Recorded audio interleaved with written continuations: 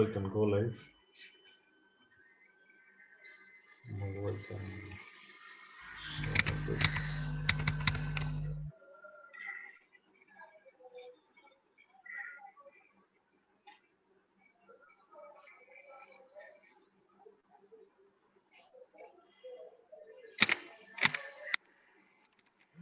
Can I go?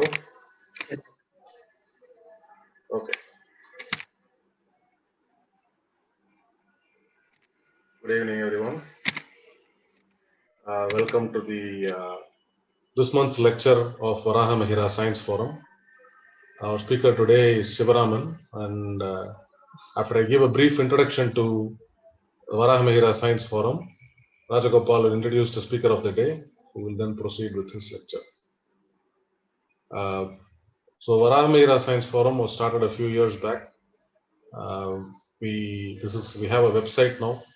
That is it, varahamihirasf.blogspot.com, where all our announcement can be seen. We have videos of all our past lectures, links to them on this website, and all future announcements will also be made there. So you can get into this website, see this website to get information about our activities and programs. We are also on Facebook as Varaha Mahira Science Forum. We are on Twitter in that same ID, and YouTube. Just search for Varaha Mahira Science Forum. You should be able to find us.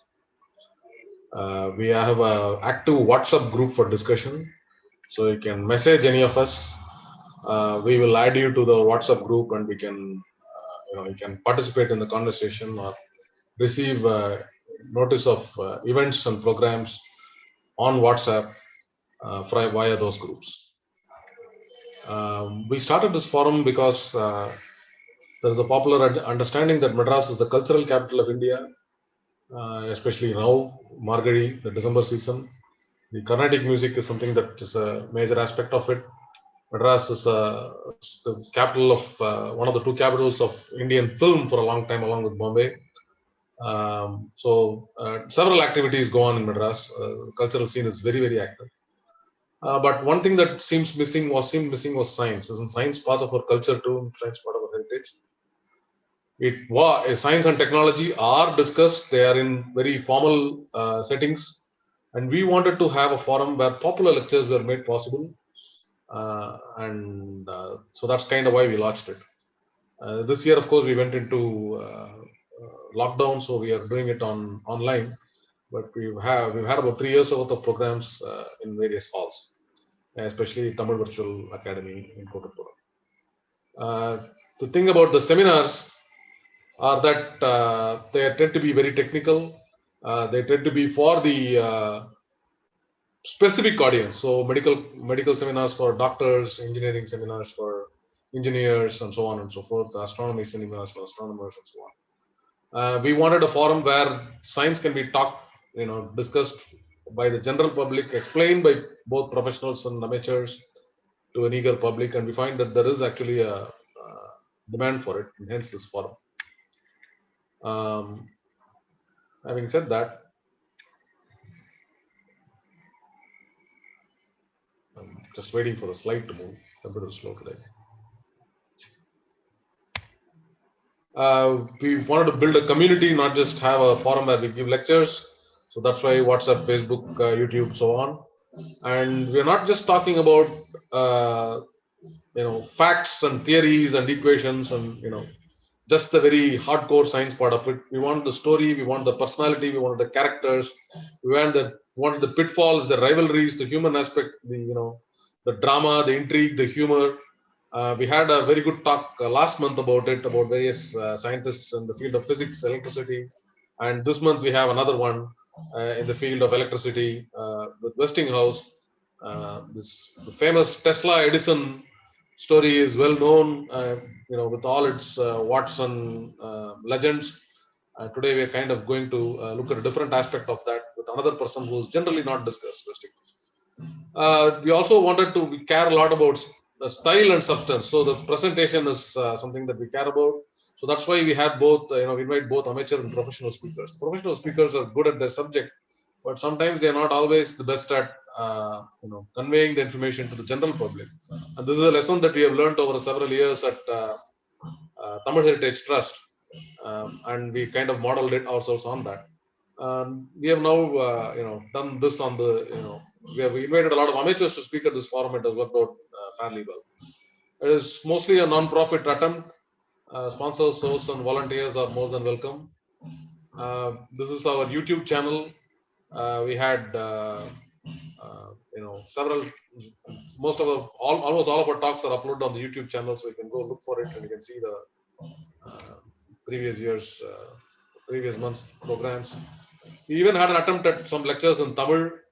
We had a couple of lectures in Tamil. They are of reasonable popularity. They are viewed well, though they didn't draw large audiences. I think we expected consistently people to speak in scientific subjects and technological subjects. It's somewhat difficult to convey in Tamil. The vocabulary, the demands of the vocabulary tend to be too much of a strain for some speakers at least. But we do get bilingual speakers, people who talk substantially in English, but mention some historical interesting aspects in Tamil. We were hoping for that this would take off and that people would be interested and invite us to speak. Not just us, but any of our speakers to other schools, colleges, and other forum, and that has happened to a small extent. We have also hoped to launch activities and heritage walks, and except for a summer camp a couple of years back, a couple of courses, we haven't done that. We will once the lockdown ends, we'll consider the heritage walks and so on. And this is an old thing. This is not something we knew at Varamira Science Forum. Is not something new in Madras. We had a Veteran Russell Society a long time back. We've had IIT and KSRA and other places hold lectures, interesting lectures by public figures. Arvind Gupta spoke at IIT, and then we had the good fortune of having him speak at our forum. We had Rakesh Sharma, the astronaut, speak also at IIT. We had Manjul Bhargava, the field specialist, speak at Sanskrit College, KSRA. The other organizations put up such lectures too. The KV Sharma Library and Foundation conducted a seminar on Bhaskaracharya a few years back. Bharat Ratna CNR Rao spoke about Lavoisier at IIT. Who holds very regular programs. I'm sure there are other colleges that do that too. We had Aladi Ramakrishnan at his house. Music Academy, Math Science has done a regular program on science. Every science college science at the Sabha, they've done it for 3-4 years now. It's been very popular, very successful. Birla Planetarium set up telescopes and viewing glasses, and it was a kind of a festival atmosphere there for both the Venus transit and the Mercury transit. As I never tire of saying, Chennai, Madras is the only major metropolitan city from which you can see a rocket launch from your rooftop. And this literally is this is a view from my rooftop. This is a neighbor's roof, and that's the trail of one of the PSLV rockets going up there. This was a photo I took when I was in the Anna Centennial Library. So any tall building, you can just have to point, look northwards, and you will see a satellite launch if you look in the at the right time, and the skies are not too overcast. So given all that, we have had also, besides the programs, lectures, we also conducted a few courses, primarily on mathematics. I conducted a 6-week course on Indian mathematics and astronomy. And Badri, our host, has conducted a couple of courses, one on Kuttaka, which is linear indeterminate equations, an algorithm first specified by Aryabhatta and then developed over the years by later Indian mathematicians, which unfortunately doesn't get much attention in our schools and colleges. So it is and it was very interesting learning this particular one. Badri continued on to something called Bhavana, which is quadratic indeterminate equations, first discussed by Brahmagupta and then taken forward by a person called Jayadeva and finally expanded by Bhaskaracharya. This also was a very kind of popular course. We had several lectures on different topics. This is not the first lecture by Halasyan Sivaraman, and so we are delighted to have him again. So I will stop with this brief introduction of VSF and ask Rajagopal to take over at this point to introduce the speaker of the day. Thank you. Mute Rajagopal. Yeah, thank you, Gopu, for the introduction to our forum. As you mentioned, Sivaraman is no stranger to our Varahamihira Science Forum. In fact, he gave the one of the first lectures in our forum, the third lecture to be precise, on the bacteriophages, the hidden phages of medical history. Was a lecture he gave back in October 2017 in the Science Forum. So thank you, Sivaraman, and nice to see you again. Welcome back to our forum. Sivaraman is a science communicator, writer, and translator. He's a chemistry graduate, and he popularizes science concepts in mainstream media. As a science communicator, he writes about science and technology articles on magazines, newspapers, largely in Tamil. He has written columns in Dinamani, in Dinamalar, also on online magazines such as Swalvanam. He's been conducting a lot of science workshops for children. So he's very passionate about science and maths and taking science and maths to a young audience. And it aligns very well with our Varahamira Science Forum's objectives as well. And his vision is to instill scientific temper in children. He has published 5 books under the pen name Halasyan. And he's also written a poem collection, and a lot of compilation of essays have also come out. Today's session is about George Westinghouse, and the talk will touch upon his early life, specifically the air brake system, and some of the events during his life, the AC versus DC current was, and the interesting aspects around those times. Over to you, Sivaraman, and have a fantastic talk. I think it's going to be bilingual, largely in English. The presentation is in English, so he will also give some explanations in Tamil. Over to you, Sivaraman. Thank you, sir. So it's very, I'm very happy to give my second lecture to be back here again at the Varahamira Science Forum. So the third lecture, it's been 3 years and 2 months, and நிறைய topics, நிறைய variate topics Varahamira Science Forum handle பண்ணிருக்கு. நான் last time handle பண்ண டாபிக்கும் இதையும் compare பண்ணா கூட ரெண்டுமே variate topic. First one was medicine, and this one is in technology, electricity, so why I chose that topic? Let me first share my screen.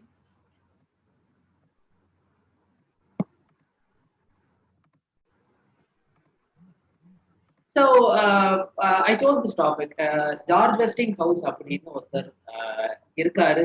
He is equally எப்படி சொல்றது, ஒரு entrepreneur, a very successful entrepreneur in fact, and ஒரு unsung hero or unsung scientist.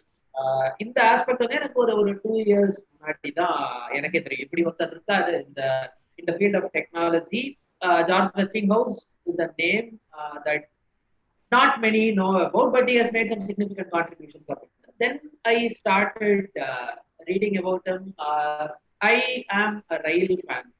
Trains அப்படின்னா எனக்கு அவ்வளோ பிடிக்கும்.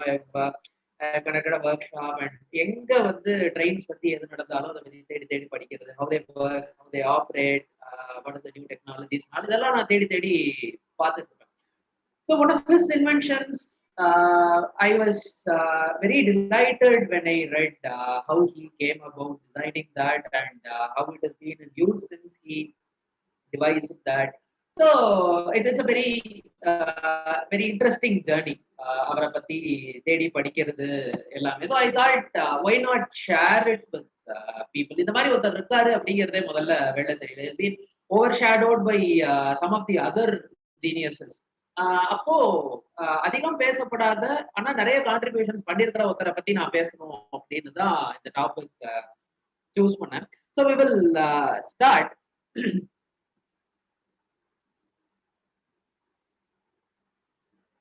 So the brakes that kept us going. So ஏன் வந்து இந்த மாதிரி ரீடிங் இம்பார்ட்டன்ட்? ஸோ ஸ்கூல்ல வந்து நம்ம மேக்ஸிமம் எடிசன் பேர் கேள்விப்பட்டிருவோம். He invented the light bulb, இந்த மாதிரி. But scientific history is a lot more than that. வெறும் வந்து சயின்ஸை வந்து ஃபேக்ட்ஸா, இப்போ கோபு சார் சொன்ன மாதிரி வெறும் ஃபேக்ட்ஸா சொல்றதை வந்து நம்ம எங்க வேணா, it is there in our textbooks, we have been asked to memorize, do problems with them. But சயின்ஸை வந்து நிஜமா இன்ட்ரெஸ்டிங்கா பேஷனேட்டா அப்ரோச் பண்ணணும் அப்படின்னா we should read scientific history. The facts, they don't give us any perspective at all, or they don't எப்படி சொல்ற அதை எவ்வளவு கஷ்டப்பட்டு இல்ல எவ்வளவு ஒரு பியூட்டிஃபுல்லா அந்த ஒரு ஃபேக்டை வந்து அவங்க டிரைவ் பண்ணியிருக்காங்க அப்படிங்கிறத just the facts or derivations, they don't tell us. They give us no perspective. And sometimes we get half-baked history that is even more dangerous. Some of those half-baked history will be demystifying them in this talk. And only when we read scientific history, it gives us a perspective on how those inventions changed the society.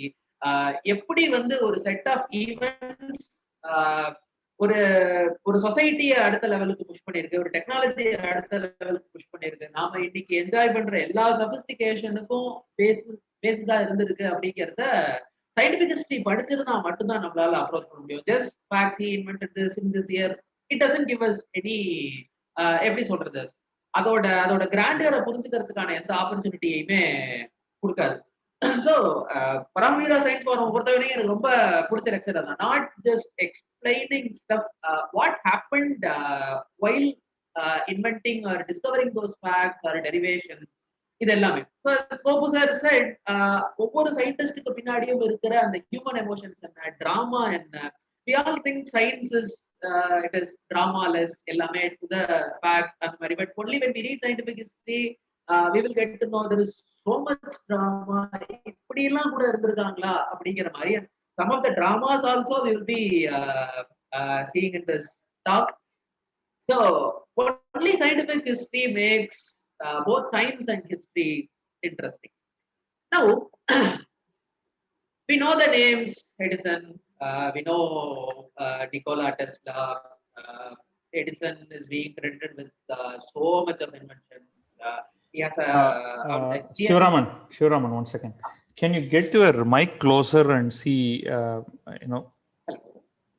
Yeah, can you speak now? This is okay. Great. Yeah. Okay. So Edison, he has somewhere close to 1,000 patents in his name. And we know Nikola Tesla, Edison oda rival madri avara vapanga, and Edison cheated Nikola Tesla. So there is a lot of stories, and there is a lot of fan following for Nikola Tesla, especially from the youth, that he is cheated. Idukku pinadi vandu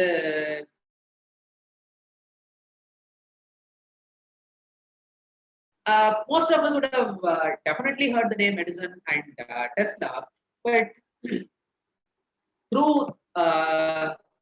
the background story enna appadina, why AC current became the or how AC current became the standard current for distribution. இதுல வந்து நிறைய பிரச்சனை வந்தது, and டெஸ்லாவோட நிறைய inventions வந்து Edison ஏமாத்தி pattern பண்ணிட்டாரு. And they both were on the opposite camps when it comes to the form of electricity that was chosen for distribution. So Edison was on the DC side and Tesla was on the AC side. So it was pitched as Edison versus Tesla in popular media. But is it so? நிஜமாவே வந்து அது எடிசனுக்கும் டெஸ்லாவுக்கும் நடந்த பிரச்சனையா அப்படின்னா, it was not so. There enters the hero of the talk, George Westinghouse. So it was supposed to be Edison versus Westinghouse, and we will see more on the war of the current later. We will first see how he came into that. இந்த வார் of the currents குள்ள enter ஆகிறதுக்கான எல்லா ரிசோர்ஸையும் George வெஸ்டிங்ஹவுஸுக்கு எது கொடுத்தது அப்படிங்கிறது தான் பார்க்கணும். Without those inventions, George Westinghouse would not have entered the war of currents. He would have had no resource at all to compete with the giant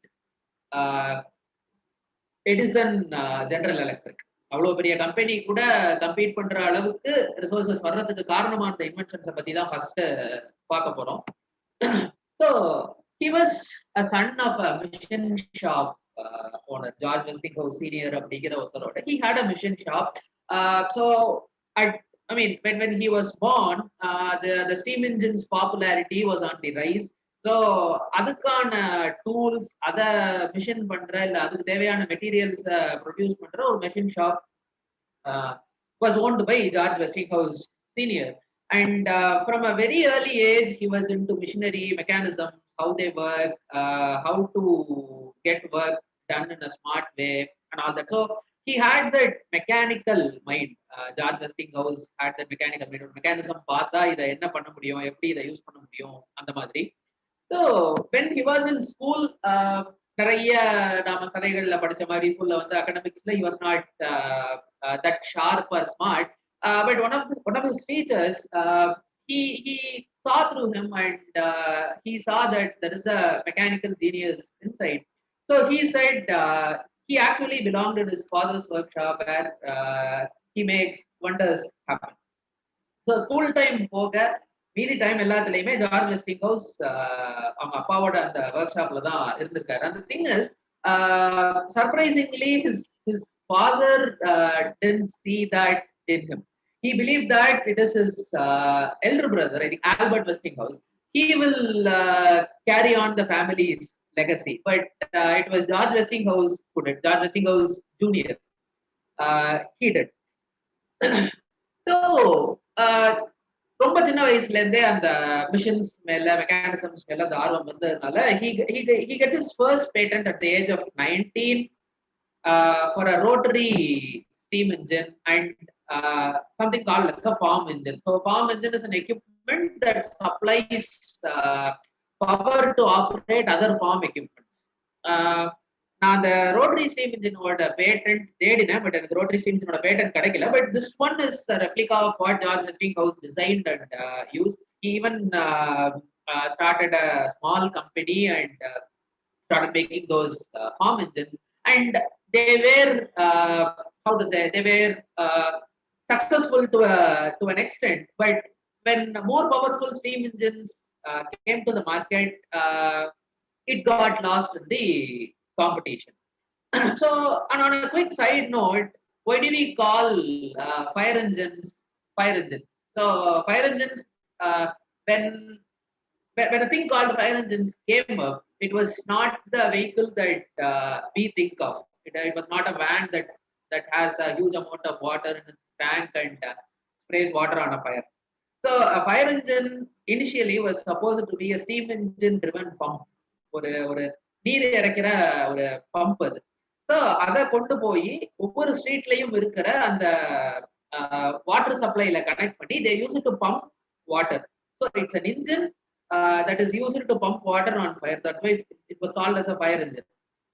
So and the name, even after when fire engines started carrying their own supply of water, the name stuck. Likewise, Westinghouse, he had a farm engine. He devised a farm engine that supplies power to operate other farm equipments.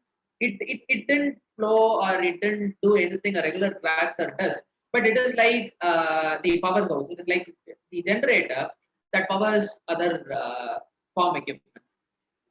So at the age of 19, he gets these two patents. And at the age of 21, he invents something called as a car replacer. So car replacer அப்படிங்கிறது என்ன அப்படின்னா, at that time the railroad accidents were becoming very very common. The steam locomotives were becoming huge. They were becoming faster. So they were more accident prone. So அடிக்கடி the tracks or the locomotive or the cars will get derailed. So how to place them back on track? So அந்த தனியா தடம் புரண்ட அந்த பெட்டி எல்லாத்தையும் எப்படி திரும்ப ட்ராக்ல எடுத்து உட்கார வைக்கிறது அப்படின்னு he invented a car replacer. So that is where his affinity with railroad begins. The affinity and the connection is something he retained throughout his professional life. So as long as he was active, he was one of his companies will be doing something in connection to the railway. So this is a model car replacer like the other patents, in the patent or original form, but this is how it looks like when the car gets derailed from the tracks. This device enables to bring the car on track with little effort. Just by pulling it back, it will place the cars on track.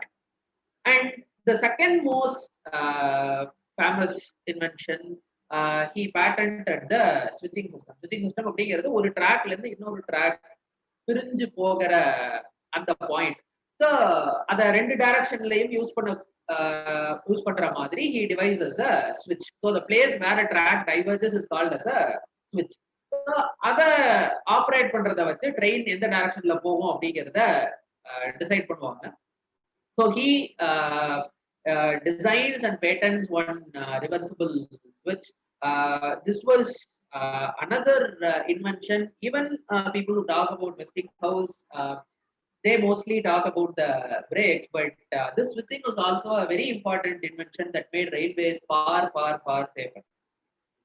So we will touch a little bit of it. So one of his companies, the Union Switch and Signal Company, it was a very successful company. They manufactured switches, signals.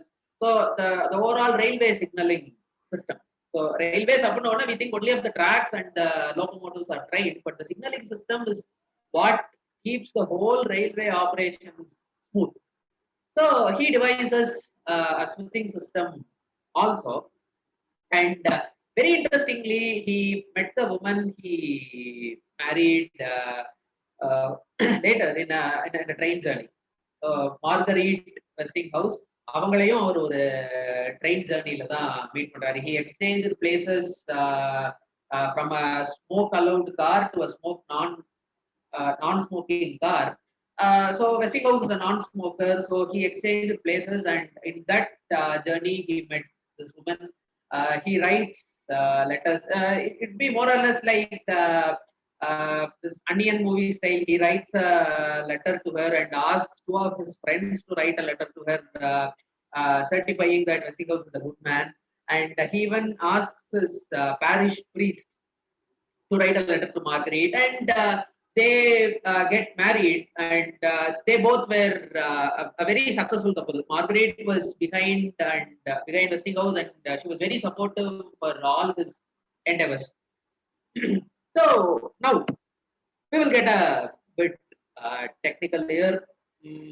So we all know how do they trains, how do they run. We know the locomotive provides the power, and it pulls all the cars or wagons behind it, and it runs on the track, right? So the mode of propulsion, it could be steam in the earlier days, then it was diesel, now it is electric, and we have a lot of different trains that run today. And most people, they don't give a thought about how do they stop. So how do they stop was a very important part. Perfecting how do trains stop made trains actually more efficient and less dangerous. Because the train journeys common man வந்து accessible வரும்போது அந்த பீரியட்ல இருக்கிற நிறைய writings எடுத்து பார்த்தோம் அப்படின்னா people were afraid of taking train journey. Even very famous authors, they were not how to say, they were not ready to go on a train journey because they think it was way too dangerous, because the accidents were much common and they were fatal. So initially, why they were fatal? Initially, before the invention of all these braking systems, it was the responsibility of a set of people called the brakemen to stop the train. So how do they do it? So அந்த ட்ரெயினோட starting, அந்த லோகோமோட்டிவ்ல இருந்து ட்ரெயினை stop பண்ணணும் அப்படின்னா அந்த loco pilot will give a whistle. So அந்த whistle வந்த உடனே லிட்டரலா ஒவ்வொரு பெட்டியா அவங்க ஜம்ப் பண்ணி போய் they have to apply the brakes. So each wagon or each car, it will have its own brake, and every brakeman will be assigned a set of carts for him. So 3 4 அப்படின்னு கொடுத்துருவாங்க. So அந்த signal அந்த whistle சத்தம் கேட்ட உடனே they have to literally run on top of a moving train to apply the brakes. So ஒரு ட்ரெயினை நிறுத்தணும் அப்படின்னா ஒரு 2.5 கிலோமீட்டர் 3 கிலோமீட்டருக்கு முன்னாடி they have to start. So the steam locomotives were becoming powerful and they are gaining a lot of speed, which made braking them a lot difficult.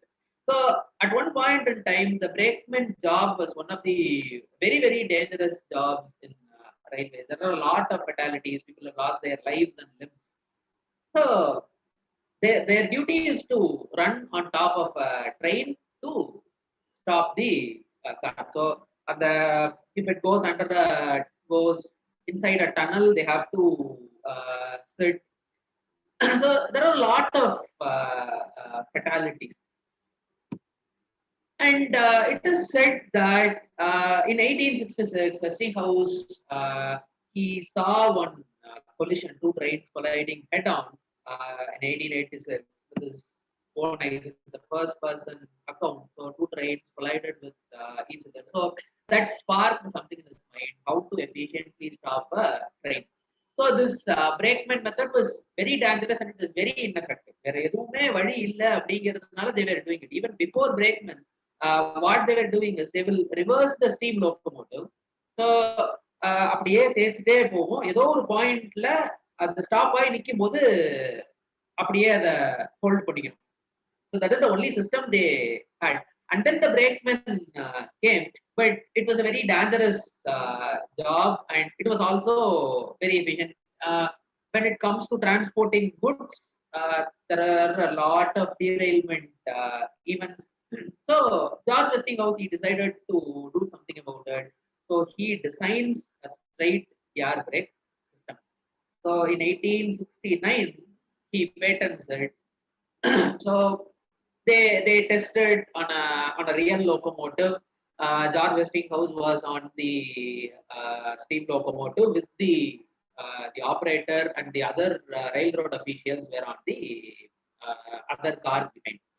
So ஒரு டன்னலுக்குள்ள நுழைஞ்சிட்டு அந்த car வெளியில அந்த ட்ரெயின் வெளில வருது. அங்க ஒரு horse wagon, the wheels are stuck on the rails. He is trying to get the wheels off the rail, but he couldn't. The horse fell down, the car toppled.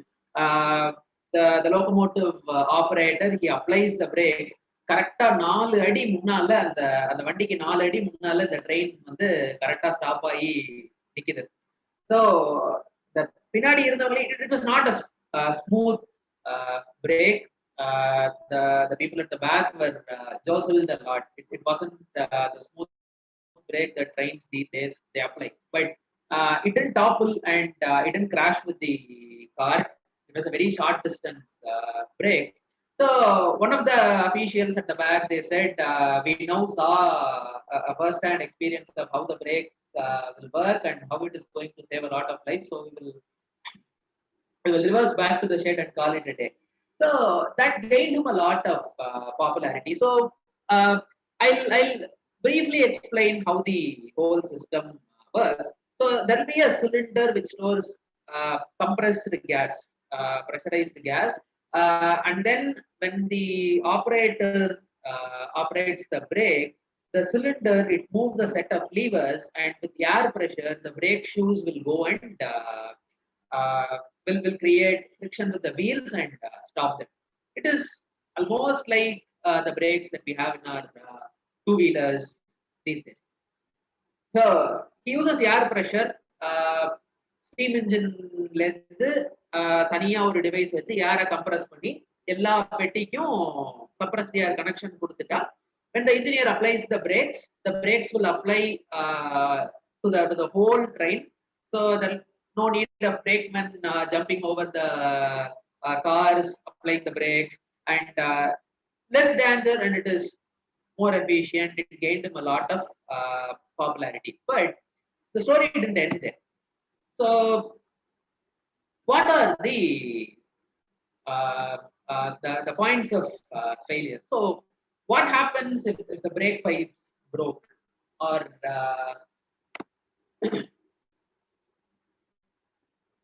what happens when the lines rupture?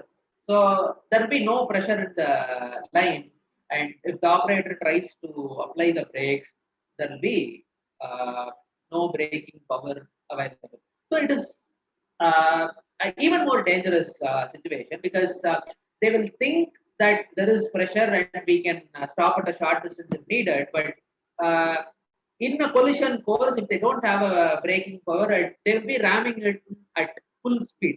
It is going to be catastrophic. So Westinghouse himself, he went back again to the drawing board to devise a fail-safe mechanism. So this is an engineering marvel. If you like machines, if you enjoy how mechanisms work, you will definitely enjoy how he designed and how beautifully the whole mechanism works. So the braking system he initially designed, it was called a straight air brake system, because air is used to apply the brakes, right? So it is called as the straight air brake system. In 1873, he devises something called as a Westinghouse Air Brake. Okay. So அதே மாதிரி locomotive R இன்ஜின்ல இருந்து எல்லா கம்பார்ட்மெண்ட்டுக்கும் pipe போகும், but how the brakes work is different. So in straight air brake system, the compressed air applied the brakes. In Westinghouse air brake system, the compressed air keeps brakes away from the wheels. So whenever there is a loss of pressure or the pipes getting ruptured or cut, the brakes will all automatically be applied. So in an event of failure, the system works in such a way to minimize damage, not to make it worse.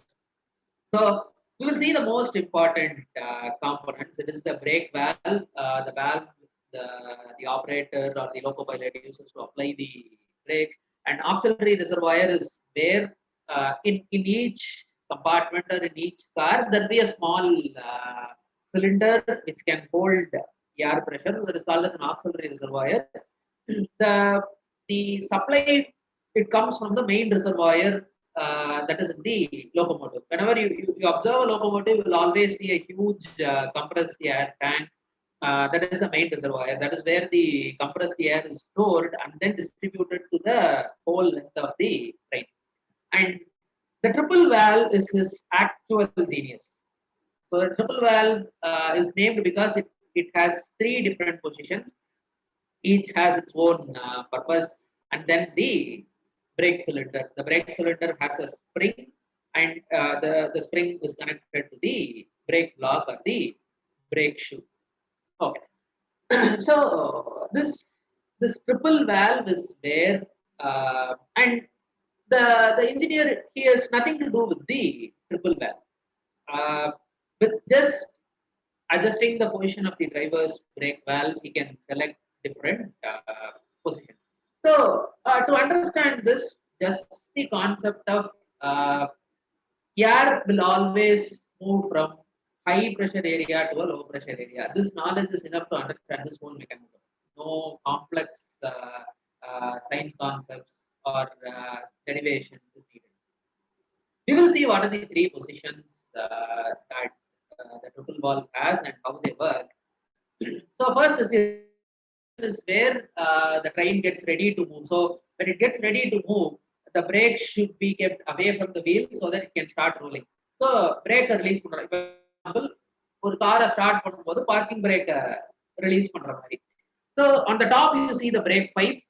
So the compressed air from the main reservoir is supplied through the brake pipe and it enters the triple valve. And this slide valve is in such a position that a small amount of air will escape through this groove and charge the auxiliary reservoir. So how long will this happen? அப்படின்னா இந்த break பைப்ல இருக்கிற ப்ரெஷரும் auxiliary ரிசர்வாயர்ல இருக்கிற ப்ரெஷரும் equalise ஆகிற வரைக்கும் this air transfer will happen. Once they both get to the same pressure, the air will not move. So if you have observed in trains, நாம car start பண்ற மாதிரி கிளம்புறதுக்கு ஒரு 2 செகண்ட் முன்னாடி ஸ்டார்ட் பண்ணிடலாம் எடுத்துட்டு போக முடியாது. So they have to charge the whole brake pipe, the main reservoir, and also the locomotive will be running some half an hour 45 minutes before the start of the journey. அப்பதான் இந்த whole ட்ரெயினுக்கான brake பைப்பையும் ஆக்சிலரி ரிசர்வாயரையும் அதால charge பண்ண முடியும். So till date it is the procedure. If you have had time to go to the locomotive and see, it will always be up and running, even before half an hour of the scheduled departure from the station of origin. So this is the release position, and this brake cylinder in the slide valve in the position la irukradunala, the spring will keep the shoes away from the wheels. The brake block will be away from the wheels because the air pressure is equal to the atmospheric pressure. The exhaust அப்படிங்கிறது atmospheric pressure. Now, what happens when the driver reduces the brake pipe pressure? The brake pipe pressure reduce பண்றாங்க அப்படின்னா, the air will start move from the auxiliary reservoir to the brake pipe. ஏன்னா இதை விட இங்க pressure கம்மி. அப்போ air will move from the auxiliary reservoir. Just follow the arrows. The air will move from the auxiliary reservoir to the brake pipe. In that process, it will move the slide valve, closing it.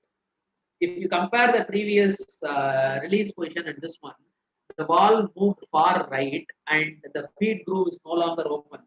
And this auxiliary reservoir air enters the brake cylinder, pushing the brakes to the wheels. So the loco pilot, he is actually decreasing the pressure in the brake pipe so that the brakes are applied. Now, what about the parking position? There is another position that is in between these two, release and application. If you observe, even in this, the feed groove is closed, so the auxiliary reservoir pressure is not lost anymore, right? And no more the brake cylinder air pressure also is shut off. So it is not connected to the atmosphere anymore. It is not connected to the exhaust anymore. So the air no longer moves anywhere. So the brake position is just held there. So the air pressure is static. So it is like we putting a parking brake when we park the car. So there are three positions: the release, application, and then the lapping position. So this was how the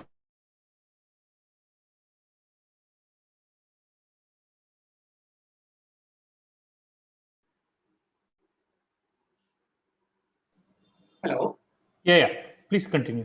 Please continue.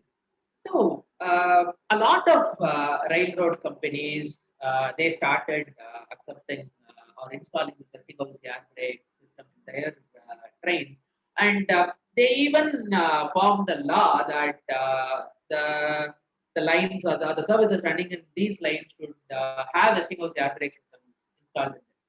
And it is like New York's the main railway line. The owner of that line, he is hesitant about installing Westinghouse Air Brake. So he remarked to Westinghouse saying that as long as I am alive, you will not see Westinghouse Air Brake installed in my trains. So Westinghouse smartly replied, I am younger than you and I am wiser than you, so I think I just have to outlive you. And eventually, Westinghouse Air Brake system was also incorporated in New York's freight and passenger locomotives also. So this innovation is called as a fail-safe mechanism. So fail-safe mechanism, it is not like it is preventing the system from failing. Failure will happen, and whenever a failure happens, the system moves to a safe position to avoid further damage of life or property. So there are a lot of fail-safe mechanisms in real life, in objects that we use, and the Westinghouse Air Brake is one of the very beautiful fail-safe mechanisms. So the key is he rethought the brake application process and thought the air pressure kept the brakes away from the wheels. And the loss of pressure in any form, so even if it is the driver applying the brakes or something happening to the brake pipes that runs to the whole length, the brakes will automatically apply. So there is a very interesting quote from one unknown official. I tried to get the name, but it was not available. If the railroad employees has to choose one pattern saint for themselves, it will be Saint George Westinghouse. So Roman Catholics, they have the concept of pattern saints for each and everything. So railwayக்குன்னு ஒரு pattern saint இருந்தால் அது வந்து George Westinghouse தான் இருக்க முடியும். Not just for the brakes, it was also for the signaling systems. So with this invention, with his friend, he starts a company called Westinghouse Air Brake Corporation, WAPCO, and it's a very successful enterprise. And the profit he generated from those from that company allowed him to venture a lot of other domains. So this air brake is the base with which Westinghouse is able to venture into a lot of things and how to say, try to match companies like GE and all. So he ventures into other domains. So his experience in transporting compressed gas throughout the length of the train, he ventured into the field of natural gas exploration. He even dug a gas well in his backyard and shared the gas he dug with his neighbors to meter the gas. I mean, this is the gas well that he dug at his backyard. And when he first struck gas and they threw a lighted match inside the hole, fire erupted somewhere around 100 feet tall, and for the next several days, people from miles apart, several other cities visited this gas well. It was the initial phases of using natural gas. And he invented a gas meter to measure and bill customers on how much gas they have used. And he also devised mechanisms to shut off gas supply if there is any gas leak. He also ventured into radio transmission. From his place, he ran a radio station.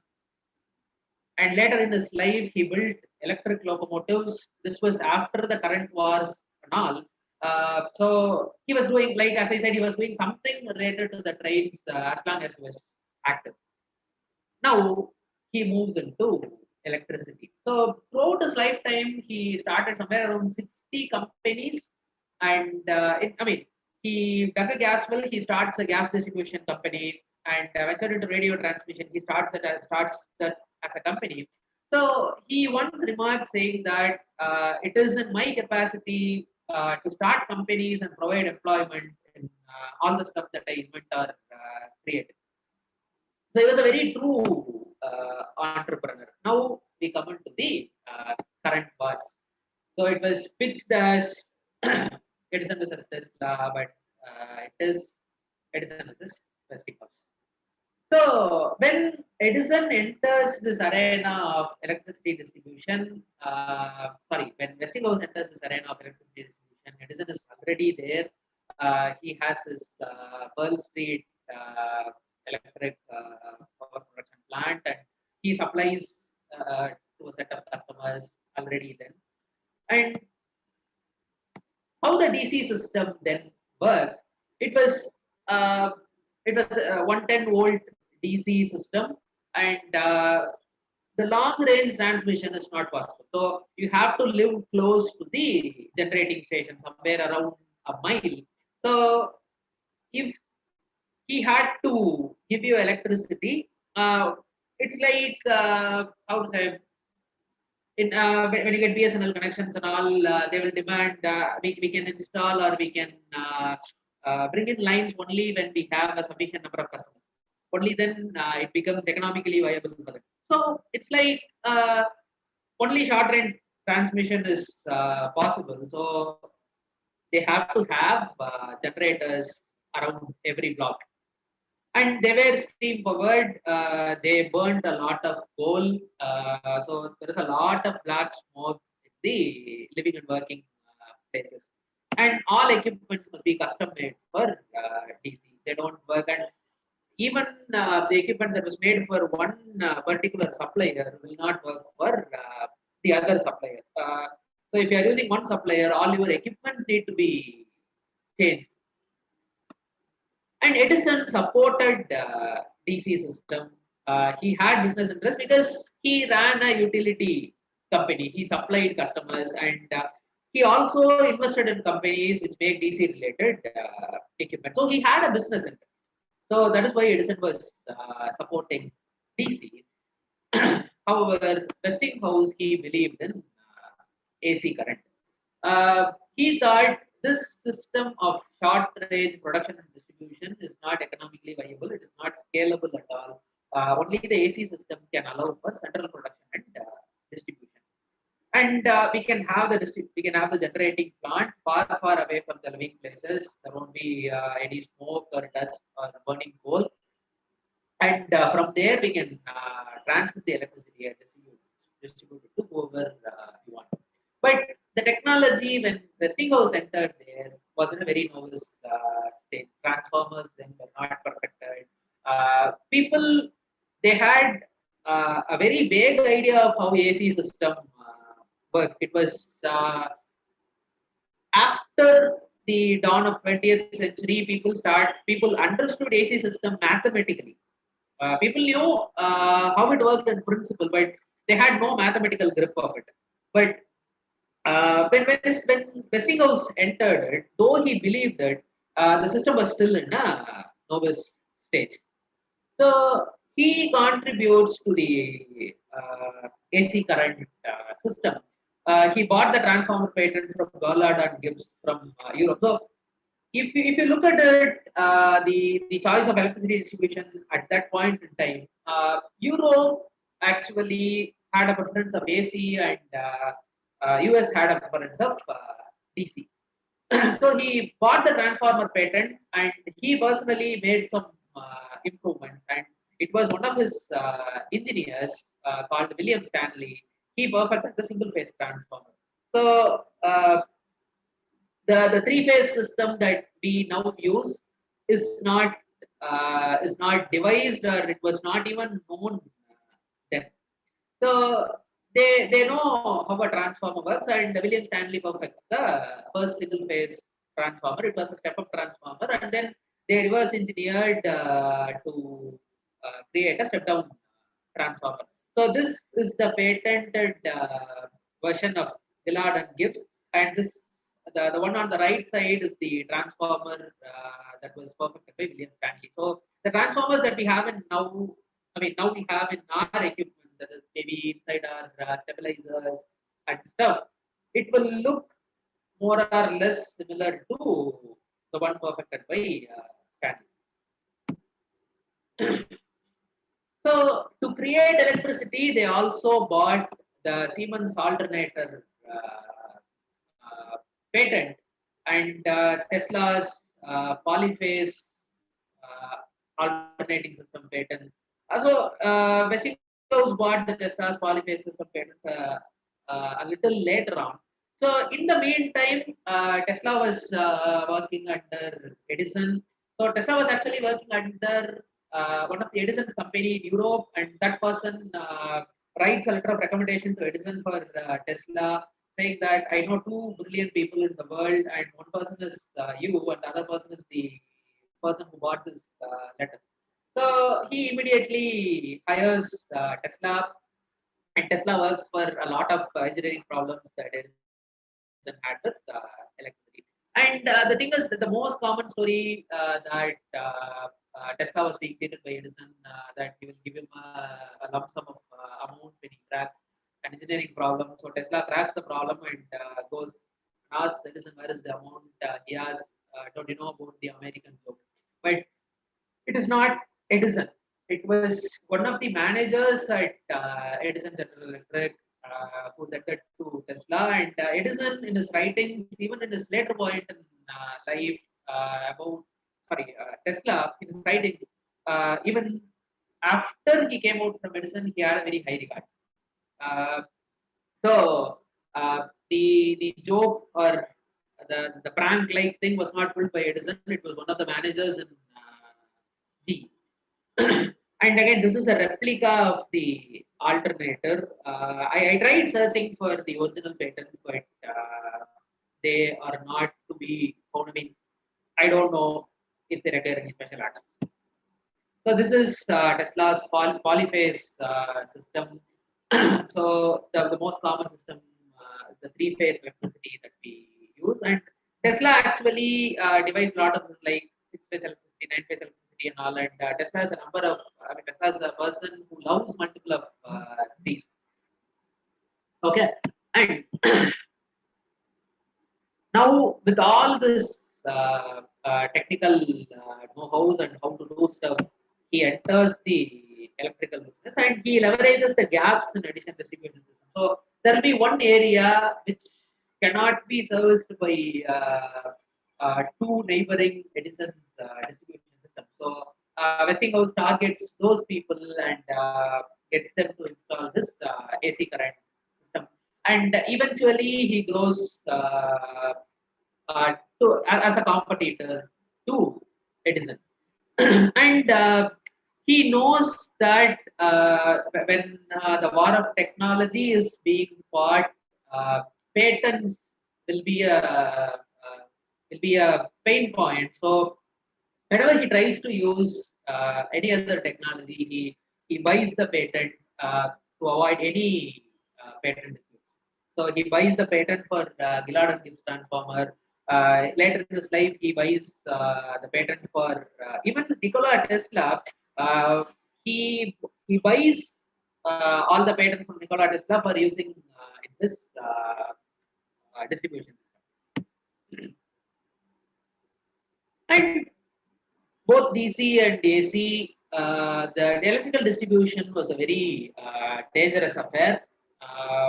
The insulated wires were not very common then, and in those days, if you look up, you will see a myriad of wires running around for the telegraph, for the telephone, and the electric cables. You will have a lot of cables running around, and which cable goes where. Only people who knows those circuits, what they do, where they go, they will have an idea. If you just look, you will have no idea. And actually, some of the places in India are still like that. So the wires running on top of our heads, and obviously there'll be media fearmongers saying that what will happen if the wires cause an electric shock. And at one point, the media had no other news to say, so they started focusing primarily on this electricity-related accidents. And even till date, bare uninsulated wires are indeed a fire and shock hazard. So this was during a photo of New York during the blizzard. So you see the number of wires that run above. And it was only later the law it became very strict to lay all the power cables underground. It was not prevalent then. And Edison, he started playing foul. He started discrediting AC, and he started using this bad publicity for electricity distribution against AC. And honestly, Edison did not understand the concept of AC current at all. He admits it later in his life. We will see that later. And also, he had business interests. So he believed and he propagated that AC current is more dangerous than DC. And Edison had a huge media fan following. So wherever he goes, whatever he says, it becomes a media sensation. And he wrote articles and attempted to convince politicians that the AC distribution system is. But it wasn't favorable for Westinghouse, who was a very silent person who doesn't like to be even photographed much. He had no media following. So it wasn't favorable because such things coming from a very celebrated scientist, that something is dangerous, it was not good for Westinghouse. So there was one point where people started understanding electricity, and they started putting it as a way to execute people who are death sentences. So capital punishments were were under scrutiny that whether we can use electricity to execute capital punishment, and it was approved. At that point, the lawmakers, they asked scientists and doctors' opinion on the subject. And Edison, initially, Edison was, I mean, he was not for capital punishment, but he saw an opportunity to discredit AC. So he said that since the AC system is more dangerous, we can use it to electrocute, execute people. So he said the electric chair, a device to execute people, can be made, and we can use Westinghouse's AC current generation system to kill people. He even suggested that Westinghouse, to denote people who got their capital punishment executed, the AC electric chair. The term electrocution was coined later on. And again, there is another myth that is to be clarified. Some people say Edison, he bought an elephant, he wound coils over the elephant, attached it to a transformer, and burnt and killed it alive. But it was not so. That particular event was for a rogue elephant named Topsy. It killed two people in a zoo, one being the elephant handler himself. So it was given a death sentence, and it was electrocuted in public. And one of the Edison found company, which was now in the business of recording videos, recorded that, and in the credits it said thanks to Thomas Alva Edison. So this event happened much later, after the whole war of currents settled down. So this is another point that people begin saying that Edison bought an elephant and killed it just to prove AC current is dangerous. It is not so. But there was another person called as Harold Brown. He emerged as an anti-AC crusader. He is an electrical engineer. So what he did was he did some cruel things. He electrocuted stray dogs to show AC is dangerous. He conducted regular demonstrations to prove AC is dangerous. So whenever the talks about AC came in, he pops up saying AC is dangerous. And Edison at one point of time, he referred it, Harold Brown as an expert in danger of AC system. And Westinghouse and his image was totally damaged by all this outlay of Edison and Harold Brown. But later on, there seems to be an underground handshake between GE and Harold Brown. It was later exposed through letter communication from the account official at GE and Harold Brown. And obviously, Harold Brown, when confronted about that, he refused that he had no connection with Edison whatsoever. And the war of currents, it ended in such a way that Edison was forced to be out of the picture. The company he was in charge of, he lost the share holding, and he was forced to quit, and the name Edison was dropped from Edison General Electric. And it was merged with another company called Thomson Houston, and then the General Electric that now we know what. So Edison moved into other domains in his life. So when the war of currents actually entered, Edison was not even in the picture. It was General Electric versus Westinghouse Electric. And then came the Columbian Exposition of 1892, the Chicago World Fair. So there was a requirement to light the whole exposition with arc lamps. filament lamps, incandescent lamps. And two companies competed. One is obviously GE, and the other one is Westinghouse.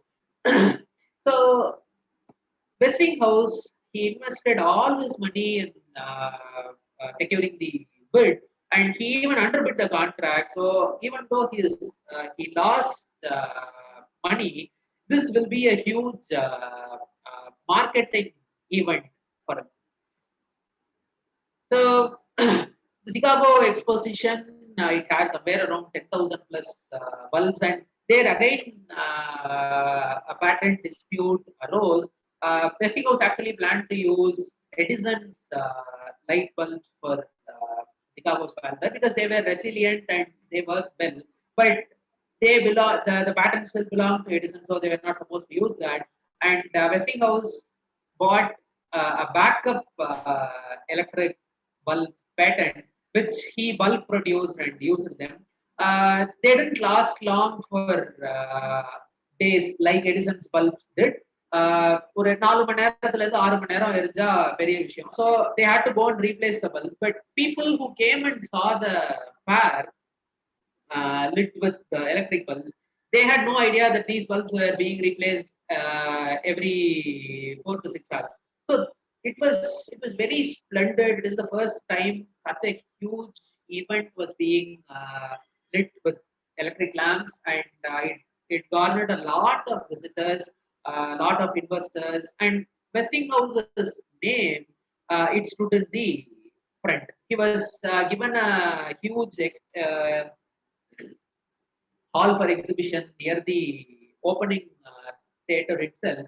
So whoever comes to the exposition, they will definitely go to the Westinghouse's arena and see what and all he did, and they came to know about the AC distribution system. And till then, it was only domestic application. The true industrial application of currents came in only after Tesla devices an efficient AC motor so that it can be used to run machines. Till then, it was all lighting purpose only. And in that, in the set of events that happened after the Chicago World Fair, he got the contract to build the first hydroelectric power station in the world at the Niagara Falls. It was a dream of several scientists like Lord Kelvin, even Edison, and all, to tap the huge potential at Niagara. So in 1895, 3 years after the Columbian Exposition, the first close to modern distribution system was built. So அங்கேருந்து New York power கொண்டு வந்திருக்காங்க. Hydroelectric power plant was installed at Niagara, and the power was distributed using the transformers, the step up, transmit, step down, and distribute system. And GE, they after losing the war of currents, they found out that AC is actually the most efficient system. They jumped into the business, and they quickly caught up. In 1908, Edison said to George Stanley, the son of William Stanley, who perfected the transformer, "Tell your father that I was wrong." He admits that he didn't understand the AC system, and he didn't see the advantages of using an AC distribution. So the war was finally sealed with the Columbian Exposition and the power station at Niagara Falls. Now, from then on, polyphase AC system is the preferred method of electricity distribution. And not many people know, whenever we say a power station, no engines run there to produce electricity. Engines are mostly for automobile application. It is a turbine that runs inside and produces power. Turbines are far efficient than the combustion engines that we now have. So it was Parson who devised a working turbine, but Parson's turbine had some design flaws which Westinghouse personally works on and improves them, and that is how he contributes to the transformer. He contributes to the distribution system. He contributes to the turbine. So he is the unsung hero of the modern electricity generation. And Edison now will be turning in his grave because of late high voltage DC system are gaining momentum because we now have semiconductor devices which can convert and tune AC and DC currents in a jiffy. And DC, we can just use two wires to transmit power. And when we need, we can convert it to three-phase electricity using semiconductor electronics. So we will just have very high voltage DC. Right now, we will have 3 or 4 conductors running, but DC can do the same with 2 wires. So what is the takeaway from such a personality like Westinghouse? He was very vibrant. He pioneered occupational safety. He thought that workers who are safe and happy will be more productive than workers who are in the thought of being in a constant danger. And he was the first one to give a half day off on Saturday. And at that point, it was not liked by other large business owners. And he was an enthusiastic learner who experimented and explored a lot of domains from trains, gas distribution, radio station, electricity, turbines, and all that. He believed that it is, as I already said, it is the duty of people like him to turn inventions into manufacturing companies. And it was a practice at Westinghouse that when an engineer finds something, he can get it patented in his name. And the first employees were the pallbearers. அவர் இறந்து போனப்போ அவரோட அந்த சவப்பெட்டியை எடுத்துட்டு வந்து அவர்கிட்ட first join பண்ண அந்த employees தான். So he had a huge respect from them. So he found nearly 60 companies. In 1911, the last company he found was the shock absorber manufacturing company, and he got 351 patents in his name that includes original and improved inventions. So with this, I conclude my talk on the brakes that kept us going.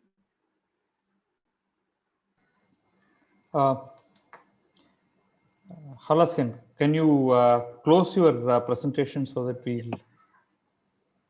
Yeah. Great. Let's, let me, I will see what kind of questions we are going to get. But until then, I will have some of my own questions. Yeah. Just give me 1 second. Yeah. So the first thing is, just give a little bit of an idea about the time period. What made, not just Westinghouse, but Edison, Tesla. So they were all coming up with very exciting, technological inventions. But they were also commercializing it. Yeah. Something like that has not been done in any other country to that extent. And then very soon the automobile was going to come into place. Then Ford happened, and there's a continuous. And then at the other end you have the aeroplane as an invention was happening. That was getting commercialized. So the era of technology-driven and commercialization, a combination of that. So what can you tell us from Westinghouse's own story, this kind of a backdrop? He saw problems as an opportunity. How can technology help it? And at that time, the technologies that we used, they were not even prevalent. It came very later on. So most of it were done through manual work or very redundant work. And he saw potential. Maybe that is something he got from his father. His father was a very successful entrepreneur. அந்த steam engines evolve ஆகி நிறைய இடத்துல அதை use பண்றதுக்கு வரும்போது இதுக்கு என்ன பண்ணணும், இதுக்கு என்னெல்லாம் தேவையா இருக்கும் அப்படின்னு தேடி made machines, materials, and tools. So he saw problems. There were a lot of problems at that time. ஒரு technology access இருக்கிற people மட்டும் தெரிஞ்சிருக்கு. They were able to connect how this technology can solve this problem. But a common person, they saw only the problems. They experimented. They learned new things. Self-driven study. With that, they saw huge potential. ஏன்னா ஒரு பிரேக்கை நம்பி ஒரு பெரிய company ஆரம்பிக்கிறதுக்கு வந்து பெரிய risk வரும். He took that risk and he made successful. ஏன்னா அந்த பிரேக் டெஸ்டிங் அப்போ he had that grit to be in the locomotive with the locomotive operator when the brakes was being tested. So he had that grit. அது இருக்கிறவங்களால தான் இவ்வளவு பெரிய விஷயங்களை வந்து செய்ய முடிஞ்சது. அந்த அந்த செட்டிங்ல அந்த ப்ராப்ளம்ஸ் நிறைய வந்து லீத்தல் ப்ராப்ளம்ஸ அவங்க பர்சனலா போய் நின்று ஃபேஸ் பண்ணி இதை ஒன்னும் வந்து இதை யூஸ் பண்ணா இதை அவாய்ட் பண்ணலாம், எனக்கு எதுவும் ஆகாது, நானே இந்த ரிஸ்கை எடுத்து காமிக்கிறேன். Just like something the inventor of lift Otis did. அந்த லிஃப்ட்ல நின்றுகிட்டு அந்த ஒயரை கட் பண்ணி விட சொல்லி பண்ண. He had that grit. Westinghouse had that grit, and all the successful people that you mentioned, they had that grit, and they know. And the unsung heroes in that part is actually the investors. Like for Edison, it was J.P. Morgan. He pumped in a lot of money for those inventions to materialize commercially. So Westinghouse also had a lot of investors. He had one good friend. அவங்க ரெண்டு பேரும் சேர்ந்து first இந்த வேப்போவே start பண்றாங்க. Then with that money he starts a lot of companies alone. So அந்த இன்வெஸ்டர்ஸும் they played a very important role. They had money. ஒரு viable ஒரு இன்வென்ஷனை வந்து ஒரு கமர்ஷியல் ஆஸ்பெக்டா மாத்துறதுக்கு they pumped in. So in a sense that the core capitalistic model of investment with a view to making profit. Yeah. And the ஏற்கனவே that the idea of a joint stock company is much older in Europe, particularly in Netherlands, Britain, all over the place. They were anyway doing it, but it was all primarily from a trading purpose. So you invest money, go pick up things, then trade, and then make money out of that. Here, you have people investing in technology, hoping that it will explode, and then you can make significant profits out of that. So clearly, that process seems to have happened. Not just I'm not talking about only the this kind of a technology-driven place. From oil extraction to distribution to all kinds of businesses, in a sense. Yeah. Okay. We have a question from Ajay Simhan. He wants to know how, in modern times, regenerative braking works.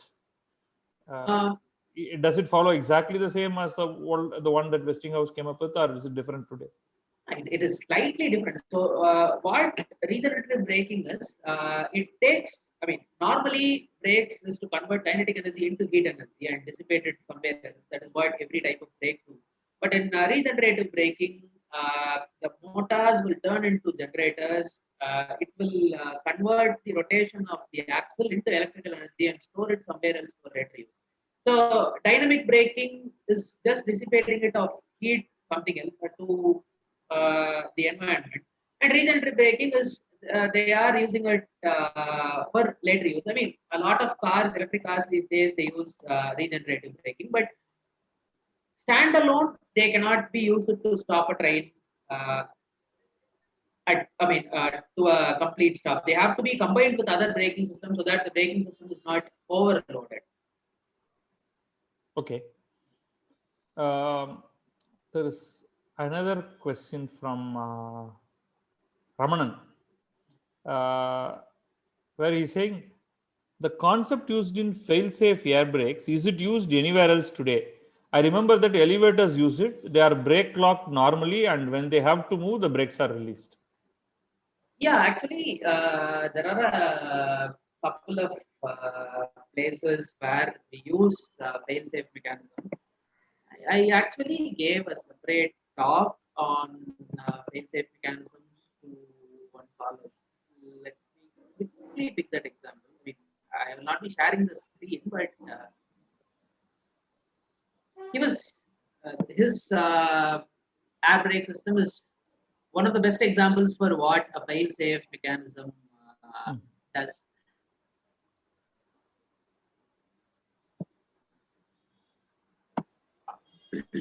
Actually, fuses are one of the fail-safe mechanisms, the electric fuses. They place a system under, how to say, to stop the other devices from getting damaged. In nuclear reactors, we have the control rods held in place by the electromagnets. So when there is a loss of power, the electromagnet returns to its normal state, and control rods are automatically inserted to avoid nuclear meltdown. And there is something called as a dead man switch in locomotives. So I mean, once in every 10 minutes or so, the driver has to do something, change a setting, push a button, like that. So if he doesn't do that, he will have an alarm, and if he doesn't respond to that alarm, it means the driver is incapacitated and the trains will automatically apply brakes. So a dead man switch is one of the fail-safe mechanisms. See, today with the IoT devices that are coming up, which can send you signals at extremely low cost, and most of the rail routes also have a running internet connectivity because of the railway. At least in case of Indian Railway itself, it's sort of internet service provider in a sense. Yes. Right. We have more interesting ways of signal gathering and then reacting. Right.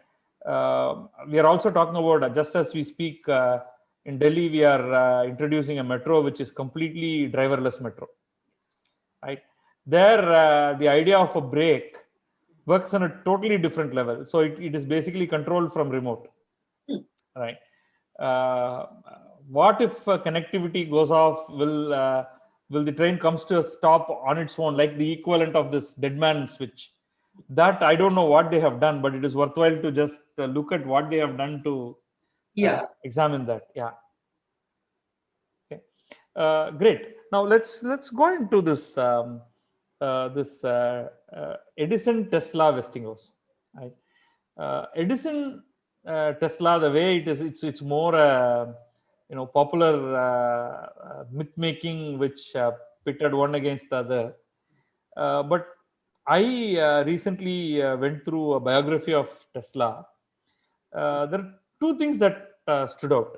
One is that he did have a royalty coming from Westinghouse for one of his inventions, but at certain point in time, he I don't know whether it was now it eludes me. I think Westinghouse company was going through a little bit of problem, so he basically says, "I don't want the royalty. You can, he rescinds his royalty agreement." But then Westinghouse could have reinstated that royalty. That's what when I went through that biography, that's what I thought. But Westinghouse does not do that. Actually, he did ran into some financial troubles. Like Edison, he was also forced out of control from some of his companies. Except for the brake making company, he was also forced out of control. So I think the electric company also went. It changed hands, and he was forced to rest because of his medical condition. I think in 1912 he was forced to rest, and in 1914 he died. I'm not sure of the time that Westinghouse he resigned to the royalty agreement. Maybe I can look into that. If it is something close to the events where Westinghouse was forced out, or it could be the company and not Westinghouse doing that. It's again, I don't remember very clearly, but I remember reading this part of it and felt that, they have worked according to the letter of the law, but it was Tesla who goes beyond the call of duty to say, you don't have to pay me this if it will help you, kind of a thing. But then when things change, they don't really restore back, which could have helped Tesla a lot. Tesla certainly is not a businessman, unlike both Edison and Westinghouse, who were always having an eye on money. Tesla wasn't to that extent, right? So that clearly is reflected. Tesla, the one negative certainly is that he himself is not interested in actually building a company, launch products, build revenue, become rich. He certainly is not that. Whereas the other two were certainly looking at also launching, they understand the commercial value of their product, launch companies, or team up with others who will launch companies, and then they make money out of that. That was not the case for him. But Westinghouse, in a sense, continues to, in some sense or the other, keep supporting Tesla, not Edison. Edison could have supported Tesla, but he doesn't. But Westinghouse continues to support Tesla. So Westinghouse has to be really appreciated for his continued belief in Tesla in this particular, triangle, if you have to draw that.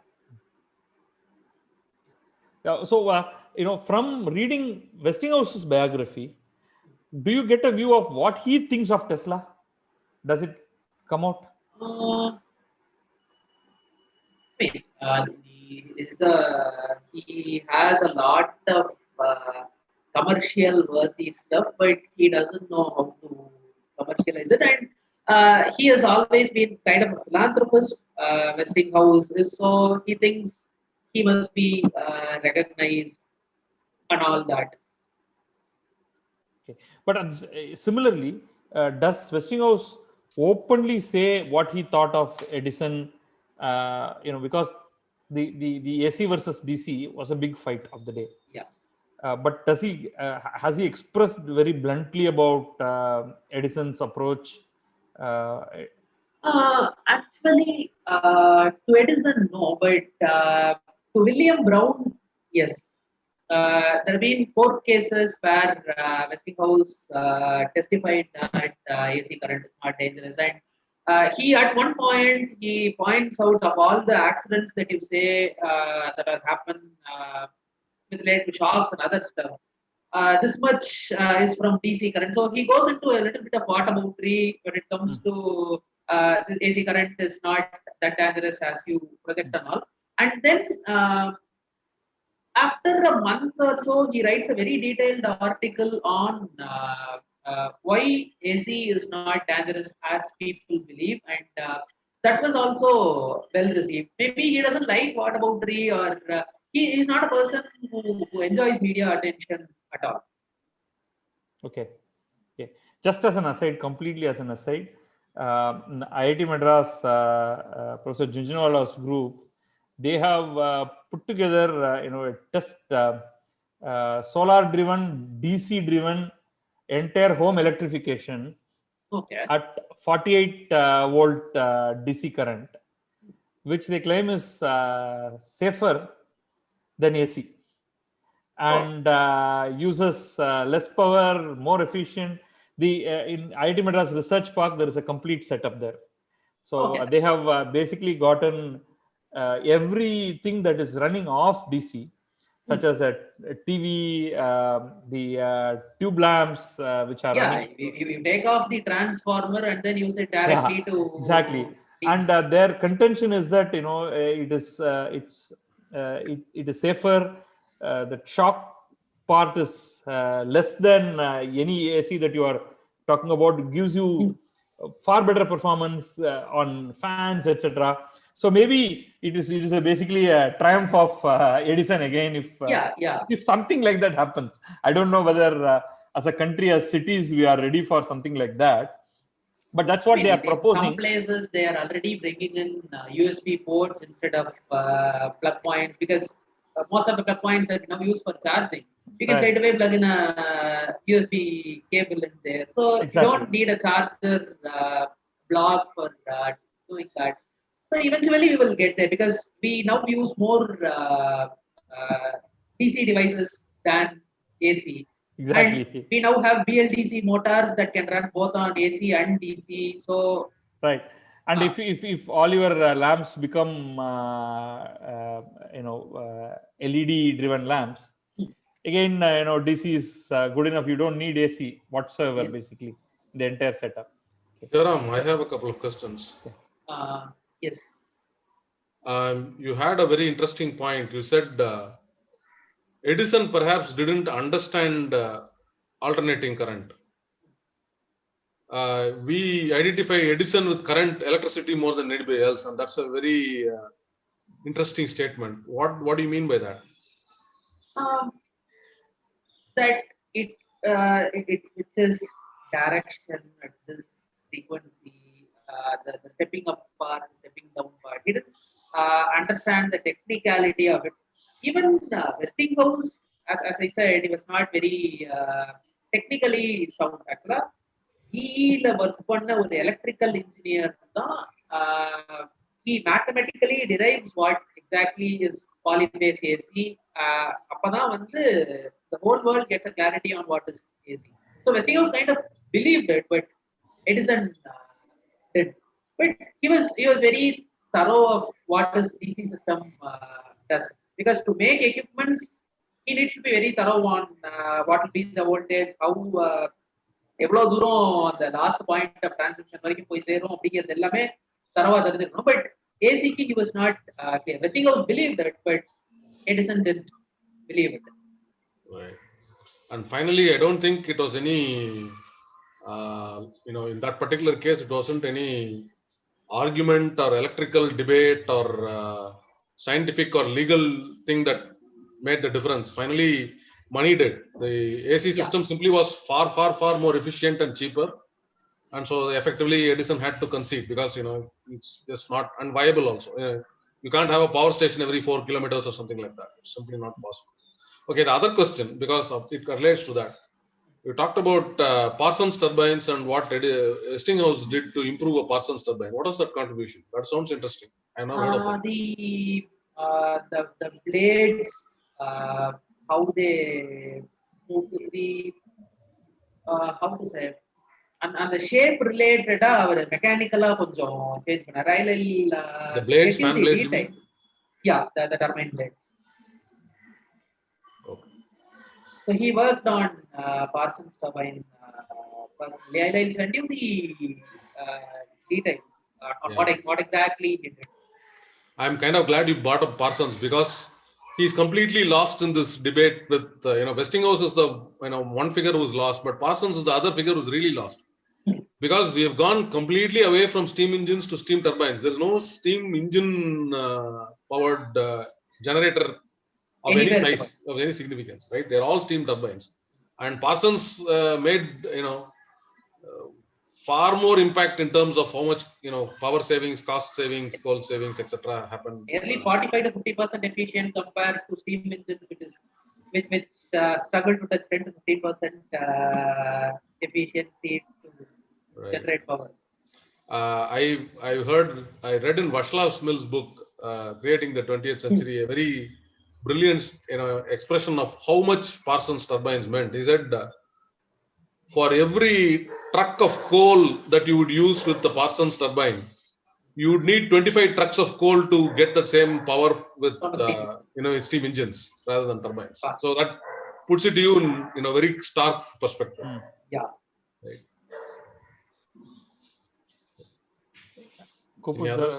No other questions. We can close it, and you can talk about what is the next month's topic. I think Ramanan has a handle on that. He's got some. The next month talk will be on quantum computing. More details we will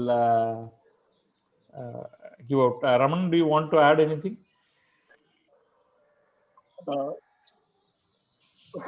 The talk will be on quantum computing, and it will be by Professor Prabha from IIT Madras. we will be sharing more details in the coming weeks.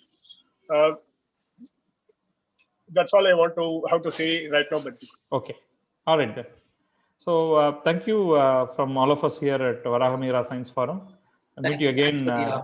Yeah, and thank you, Halasin, for an excellent lecture.